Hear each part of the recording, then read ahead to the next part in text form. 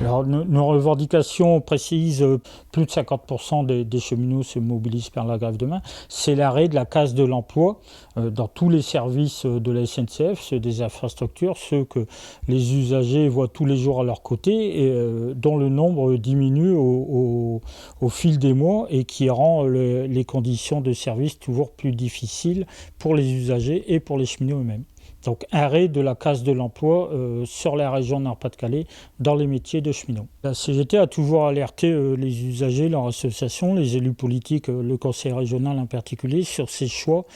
politiques d'utilisation de l'argent public et la décision dogmatique de l'exécutif d'ouvrir la concurrence, ce qui paraît contradictoire avec les dernières annonces du président Pépi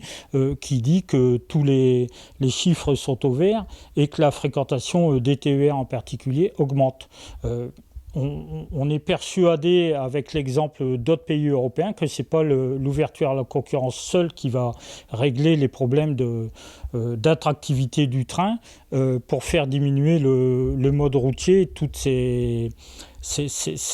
conséquences sur les gaz à effet de serre et la pollution en général. On redoute le pire pour l'étoile ferroviaire de Saint-Paul ou pour la voie unique de Douai-Cambrai, par exemple, sur la région.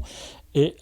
on alerte aussi les pouvoirs publics sur la recrudescence des suicides au travail de cheminots, comme ce qui a pu se passer à France Télécom quand cette grande entreprise publique a été